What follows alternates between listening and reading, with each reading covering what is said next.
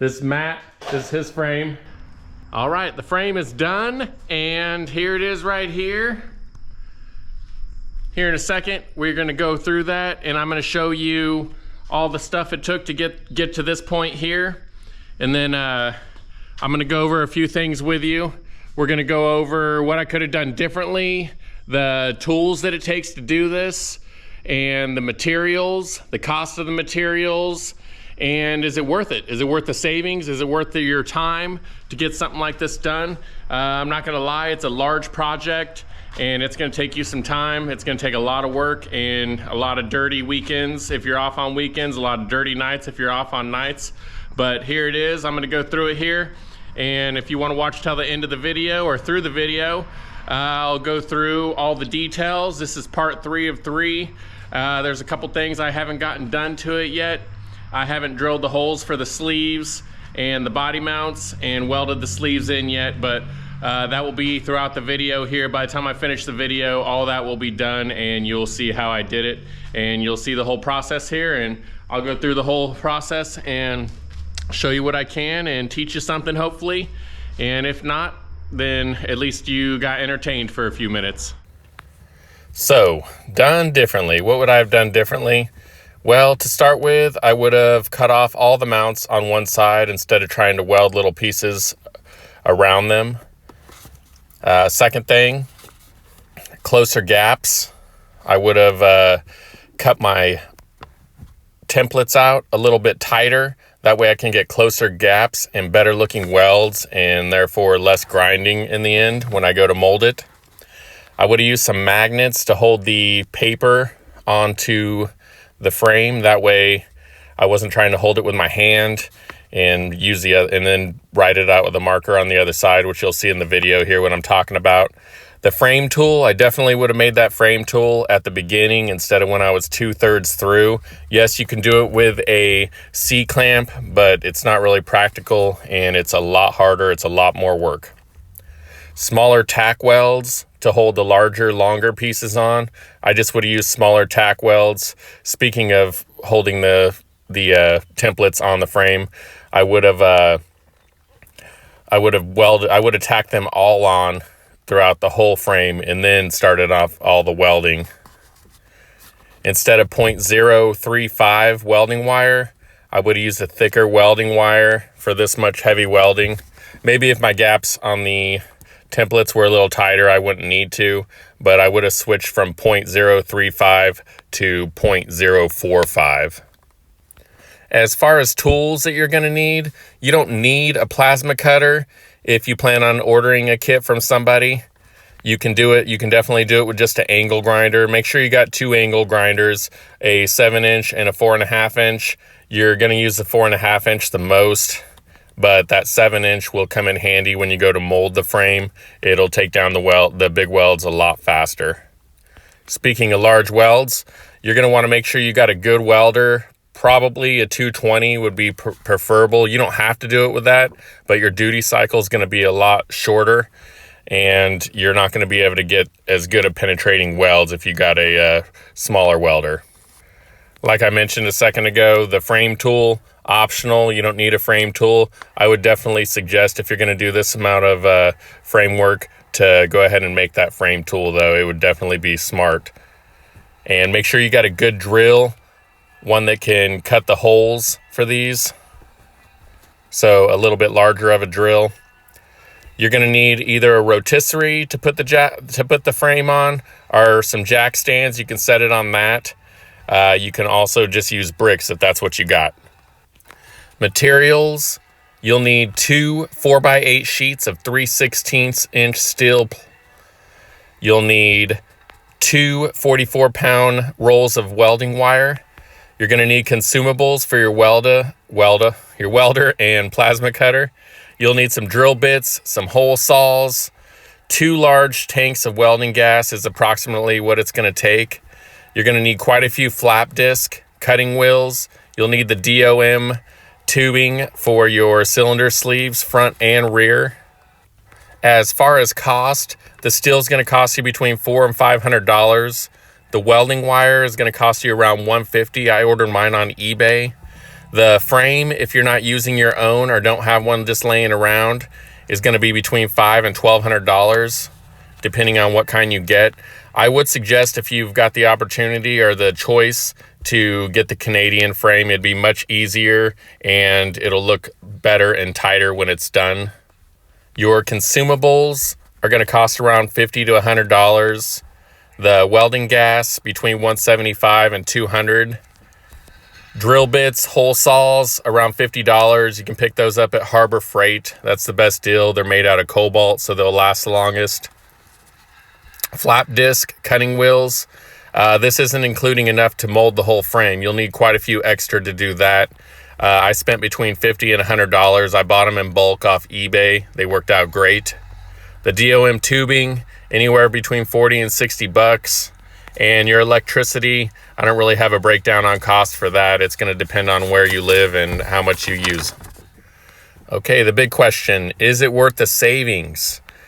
Average non-molded frame is going to be anywhere between $4,000 and $5,000. Yes, I understand you've seen them on Facebook groups for cheaper, maybe a used one, or somebody stopping a project and then getting rid of it cheaper. Yes, that's going to happen. Those deals will come up. You also have to take into account shipping and picking it up. Shipping is going to cost just about as much as shipping a car, because you're basically taking up the same amount of space on a trailer. I know, because I had the one for my 65 shipped and it cost the same amount as shipping a car. Of course, that was a rolling one, but I'm assuming the cost would be about the same. Assuming you don't live close, if you're not going to get it shipped, it's probably going to cost you between $500 and $1,000 to load up a trailer, get fuel, and possibly stay in a hotel somewhere. So the DIY cost, assuming you've got your own tools, welder, plasma cutter, or you can borrow them from a friend or family member, or use some space in someone's shop, it's only going to cost you $1,160, or right around that, and 120 hours of your time. So that's basically 3 full-time weeks of your time. There are some good pros and cons to that. Well, not good cons, but good pros. Let's go over those. You're going to save around $3,400 from what you'll pay someone else. You're going to learn a lot from it. You're definitely going to appreciate your build much more than someone who pays someone else. I'm not nothing against, everyone has different talents on what they can and how much they can and can't do. But I know from experience that I bought a frame that was already done. I wasn't very happy with it. They said it was going to be molded. It wasn't molded to my liking, and I know I could have done a better job, but I didn't have the experience at the time, and now I believe I do. This frame, yes, you can knock my welding. Yes, it's not the prettiest welds in the whole world. I definitely learned a lot from this, but you're going to get better with the welding if you're not a welder by trade. And also, you can just, as long as the welds are good and penetrate well, you can grind those down and you can add more weld to it and then grind that down and make it smooth when it's done. As far as cons, well, the number one would be that time. That's 3 full-time weeks of your time. It's going to take you a lot longer than it would take a shop. It's not going to look perfect, like I just mentioned. You don't do it every day for a living, so yes, it's not going to look like a professional shop did it. Theirs is going to look a lot prettier and a lot less grinding if you buy one that you want to mold yourself. It's going to take up a lot of space in your garage, or it's going to look real ugly sitting in front of your house or in your backyard, wherever you have it sitting for a while you're working on it. It's going to be dirty if it's in your garage. You'll need to cover things up if you don't want to get metal dust and smoke from the plasma cutter all in your interior of whatever you might have sitting in your garage at the time. And speaking of time, it's that 120 hours of your quote-unquote free time, which is usually days off and vacation days. So that's basically like working overtime. With that savings, you'll be paying yourself about $28 an hour. So if you take 120 hours, divide that into the $3,400 you're saving building it yourself, you're paying yourself about $28 an hour. So is it worth it? Well, I don't know. Is your free time worth $28 an hour? That's up to you and how much money you make and what you can afford. And I would say it's definitely worth it to me, because in the end I learned a lot from it, and I appreciate the whole thing a lot more, and I know that it came out better than the frame that I paid big money for years ago. Right here, the tunnel that I had to fix because I didn't cut that out to begin with. As far as knowing how far back to cut it, you can reach your hand in that tunnel there and you can feel where the second layer of metal stops. Well, I cut mine off right before that. Right here is the frame tool I was talking about. Again, this isn't my design, but I got all the instructions here. It's No Limit Hydraulics. It's his design as far as I know. And I put up all the instructions here on how you can put one of these together yourself. There's other ones, Red Rocket, I mentioned in the last video. I watched one of his videos. He had one, I think one of his buddies loaned it to him. I'm not positive on that, but it looked like it worked just as well. But this design worked great for me, and if you want to make one of those, you can just put one all together here. It probably costs you between around $300 for everything to make it. It definitely works out great if you're by yourself. Right here again is where I messed up and did not pre-cut that, so I had to cut it out here. It's kind of something you need with these X frames and the two-piece drive shafts.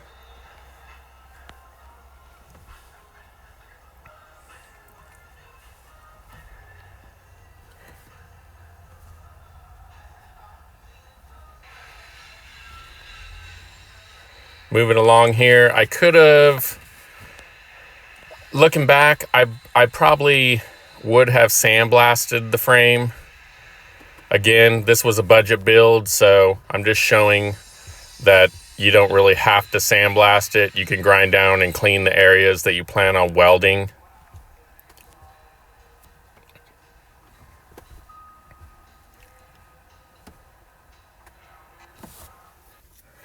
Right here, I'm drilling out this linkage. I believe it goes to the transmission, the shifting linkage. Give it a couple smacks with your foot, it'll pop right off. So I drilled that out, and now for welding it back, I made a little template here. I don't know if he's gonna weld it back or not, but I'd rather be safe than sorry and have that template instead of measuring and moving things around and stuff just to see if it fits later on.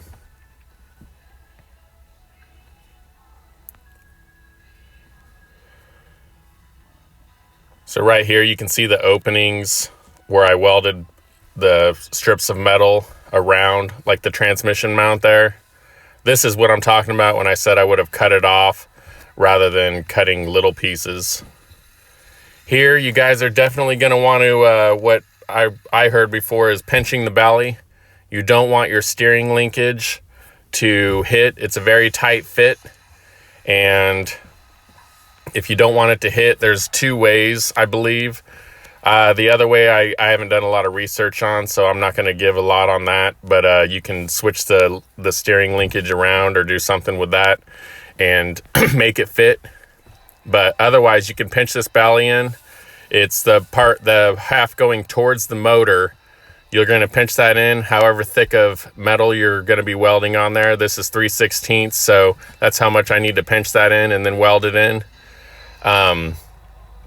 I pinched it in a little bit further because when you're plating it, I don't want to run the risk of it not being flush and tight up all the way against there and it potentially rubbing later on after the frame's all painted and done. So I'm not going to go back and pinch it some more. That's not going to happen, especially after you see how much work and effort goes into getting this pinched and then put in there.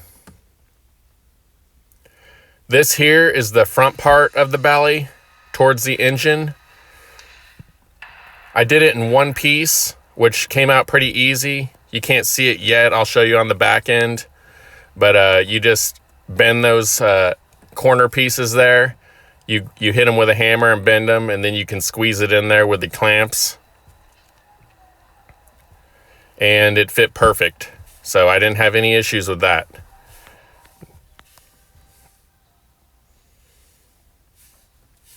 Make sure you get it up here good and tight. I know there's some guys, if you plan on doing a lot of hopping really high, hitting back bumper and that a whole bunch, you might want to think about either getting some thicker steel to put here, especially if you cut that lip off your belly. Either get some thicker steel or weld 2 plates on there. So here's the back half of the belly. You don't have to pinch this part in. Everything should fit as far as I know, hopefully. So I use the plasma cutter. You can use an angle grinder and some cutting wheels. You could use a saw. You could use a jigsaw, an air saw. There's a few different ways. So there it is, all cleaned up with the wire brush. I plan on covering these holes here for the motor mounts. If you plan on running stock motor mounts and not welding them on, you might want to think about keeping those open so that you can reach the back end of those bolts. I'm going to weld some motor mounts in, and they're going to be the ones that Brent over at Pitbull Hydraulics on his Facebook, he showed people how to make them. So those are the ones I'm going to go with. This here, I didn't see a lot of parts on how to get it all wrapped, so this is just the way I did it. You're going to want to drill these holes ahead of time on this part, because I don't think lining them up would be too easy and just figuring out where to drill it after you've welded it on there. So I drilled them ahead of time, and that's where I started the welding, so that the holes were all lined up.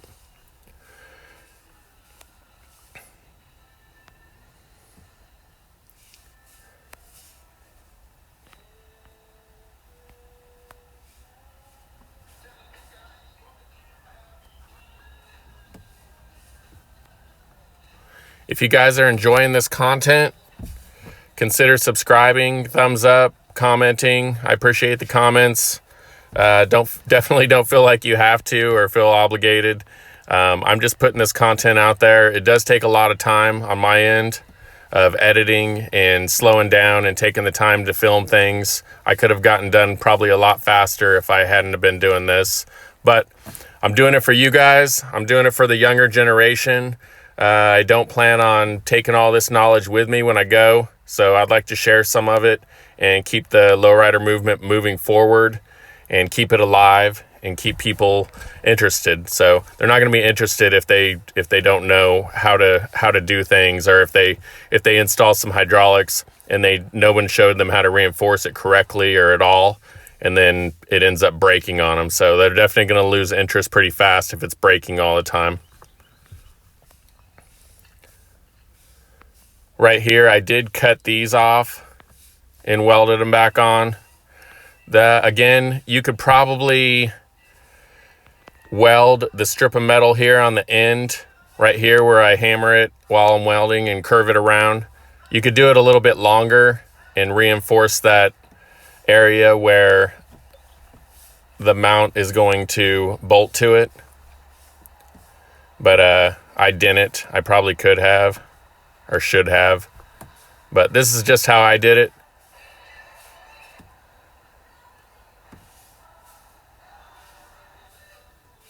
Again, if you wanted it flush, you could probably cut that thing and hammer it down, weld the original one a little lower. That way it comes out even and flat on there. I'm not too concerned about that. We're not building a show frame here. We're building a work frame. So here's all the little pieces I had to fill in the middle here. Different kits are made differently, so depending on what you're wanting to do, find out ahead of time if you're ordering that kit, and make sure that you talk to them about these details like this if you don't want to do it this way. Because I'll tell you one thing, it's a lot easier just to weld the one strip on, and it looks a lot cleaner, a lot less grinding, and less pieces to cut if you're cutting it yourself.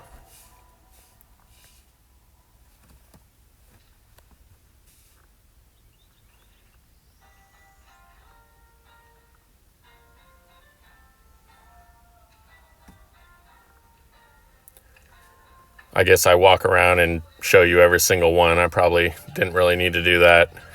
After you see the first one or two, they're kind of the same. But I just wanted you all to see how many different little ones there are in there, and how much extra work and effort you got to put in if you do it separately without cutting it off. All right, so now I flipped the frame around. We're going to work on this top part of the belly. This is where I show you the weld-on mounts that I plan on using. There's the holes there on the top of the belly for the original motor mounts, and I definitely plan on covering those up.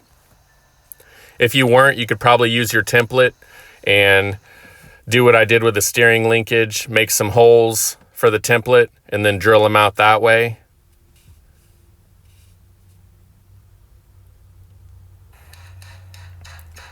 So right here is the back part of the belly. I did it all in one piece. Looking back, this is something I would have done a little differently. I probably would have cut it right in the middle instead of bending it like this. That way, see how it's sticking way out? And it works. It's not the cleanest, it's not the easiest. If I would have just cut it in the middle there, it would have been a lot easier and it would have came out a lot flatter right there in the center. It still came out good, as you can see here. It starts squeezing on there pretty good. And it did feel good to get it all in there in one piece. But it would have been a lot easier and looked a lot better if I had just cut it in the center and then bent the corners and welded it on that way. There we go. Again, this is the back half. I didn't have to pinch this side. I just cut the lip off, welded it back together, grinded it down. And here I'm starting on the top. Again, make sure you drill your holes or have your holes on a template so that you can drill them out afterwards if you plan on just bolting up your original motor mounts. Now remember, if you're gonna put one big plate on, it's gonna be, however thick the metal is, it's gonna be that much higher on your motor mounts also. So you gotta take that in consideration. That's another reason I planned on just welding the weld-on ones. This I did in two pieces here on the top. This is just how I seen it done when I've watched other people wrap the belly. So that's how I did it. It came out really nice. Once it's molded, it'll look really good, I'm sure.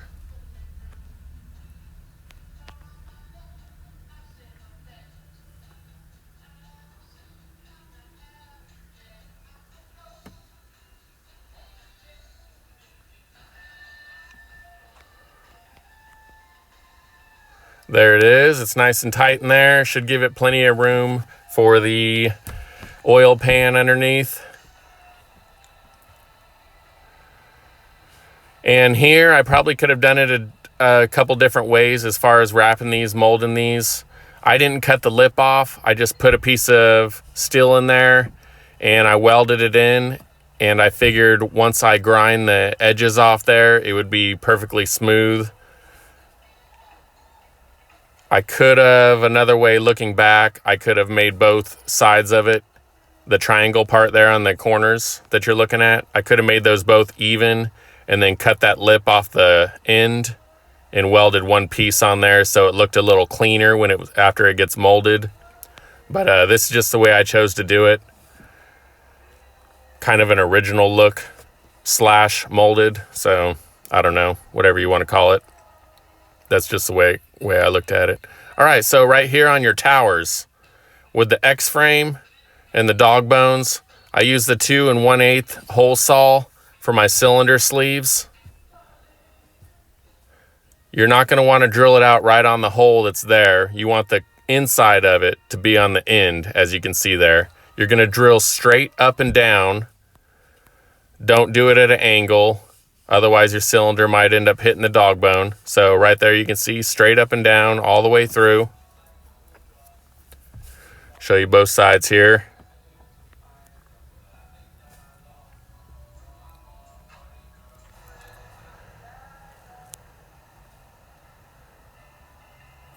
All right, and when I go to reinforce these ears, I do right here, you can see where I've got the 2 cuts on that one side. There, I would suggest cutting 3 cuts and then one of them a little bit longer so that you've got more flex in the steel. I did one side that way and it took a lot of hammering, which you can see right here. It's a little banged up.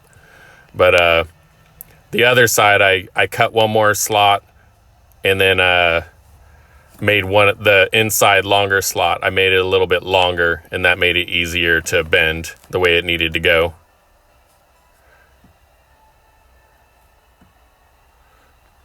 I used a hole saw to cut the outer part of the ears where the bolt for the dog bone will go. Once that's grinded down, it'll look really nice. Yes, I'm not real proud of my big welds here, some of them, the earlier ones specifically. All right, so here's my cylinder sleeve. I pop up here what size I used. Looking back, I might have cut the hole in the ear a little bit bigger and used a thicker wall on my DOM sleeve. But this is what I did. Hopefully it holds up. I think it will. It's just to mainly keep the sleeve moving up and down. So after I flipped the frame over here, this is how I cut out all the holes right here. That's what size I used. It worked out perfectly, and the holes came out great. I didn't have to worry about lining them up before I welded it on. So that's what I used there.